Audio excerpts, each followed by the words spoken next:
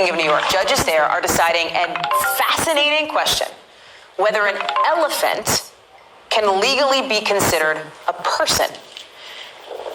Yeah, it's part of this really closely watched case to figure out, can basic human rights be extended to animals?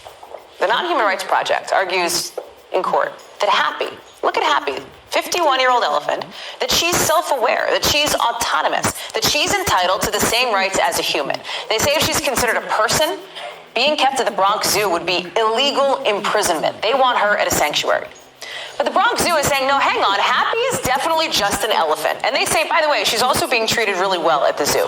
Danny Savalos joins me now to explain. So Danny, the court is now deciding as we speak. We don't know the time limit, but they're deciding now, is an elephant entitled to the same human rights as a person? This Human Rights Project says Happy should get to be able to go to court over what they see as her illegal imprisonment. Talk about the evidence here. Human Rights Project is arguing for personhood for Happy, but even they admit that personhood is not the same thing as a human being. Personhood has had kind of a hazy definition in American law over the last several centuries, and that includes going back to English common law.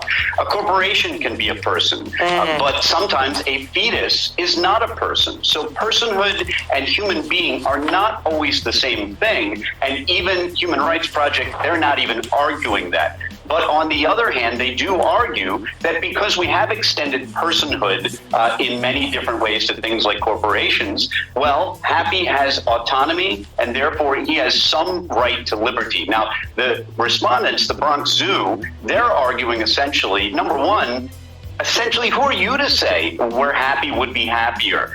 You say that there's no discussion of what's best for Happy. Instead, there's an argument that Happy must be a person. But assuming we can figure that out, and assuming Happy does have this autonomy, well, then now what? How do we figure out what exactly it is that he wants? And they also point out that no court has ever granted personhood to an animal for purposes of what's called habeas corpus. And that's what's being used here. It's a vehicle to challenge someone's detention, usually in prison or detention by the police or something like that.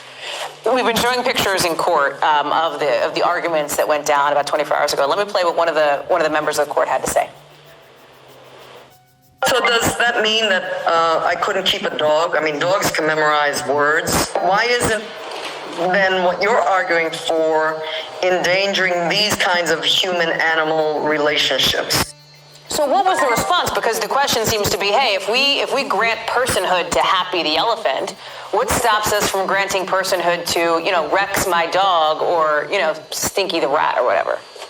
It is the slipperiest of slippery slopes. I mean, if you grant personhood to Happy, then what's to prevent us from never eating a steak or a hamburger again? Because those come from animals that arguably have feelings or autonomy or arguably personhood. So you're exactly right that the justice in that case sees on an important issue. And the other thing, too, is that even if the petitioners are right and Happy does have a right to liberty, well, first, how do you find out where Happy wants to be? Maybe Happy likes where he is more than this sanctuary that they want to send him to. I mean, when you take most children, for example, want to stay where they are rather than go to some new unfamiliar place. Happy might be the same way. And then what if Happy's right to liberty? What if we determine what Happy wants and Happy wants to just wander through the streets of New York? We can't really have that either. So this is a very slippery slope, and the judges appear to be aware of that. The Non-Human Rights Project has more than 1.5 million people, I think 1.4 million people who have signed on to this change.org petition who backs this, right? And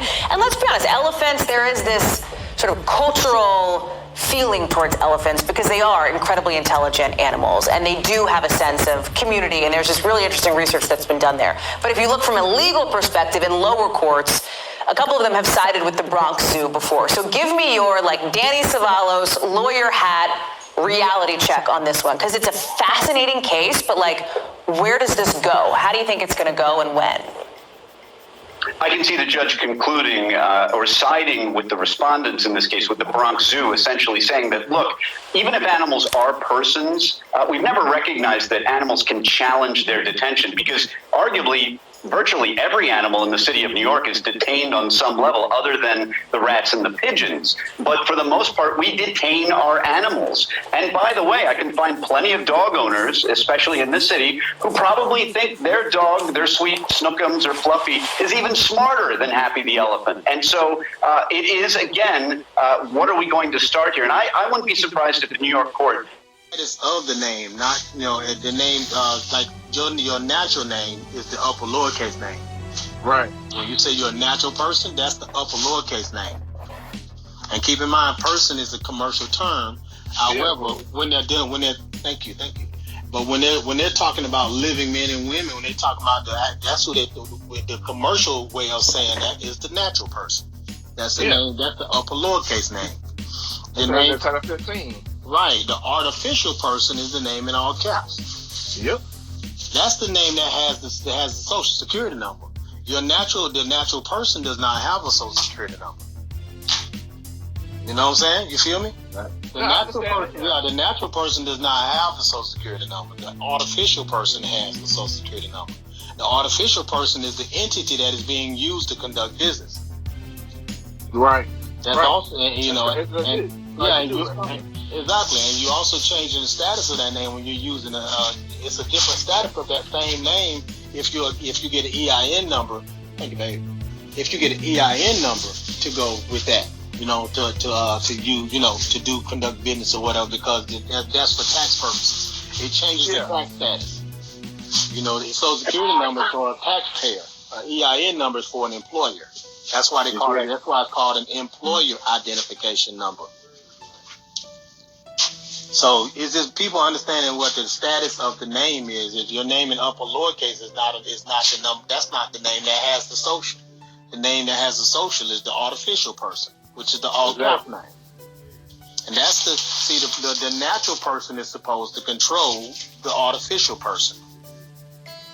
Now we speak in commercial terms, and the natural person, that being you, they speak in commercial terms. They speak in commercial terminology. You're operating. I have one downstairs on the table. But anyway, the natural person is what controls the artificial person. In the commercial world, because they can't do business with the natural person except through the artificial person. Yeah, I know that. I'm serious. Yeah. We're talking about this for a minute. Yeah, so this is why I try, like people talking about, get rid of that social. You don't get rid of the damn social. Social's for commercial benefits. For benefits, you just got to know how to use it. It's not you that have the social. It's not you. The name in all caps is not you anyway. That's the entity you're supposed to be registering. When I say registering the name, you're registering that entity to prove that you're the one that's the grantor, the beneficiary of that name. You're the one that have the control of that name. You're the one that's authorized to use that name and conduct business.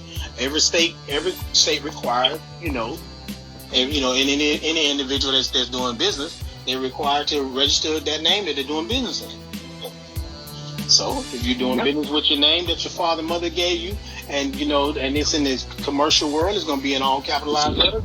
It's an artificial person. You get your EIN number, or however you're doing business with it. Some people doing business with it as a taxpayer. But either way, you're conducting business, because it says if you sign a lease or leasing agreement, you're still conducting business, and you're using your social, not an EIN number.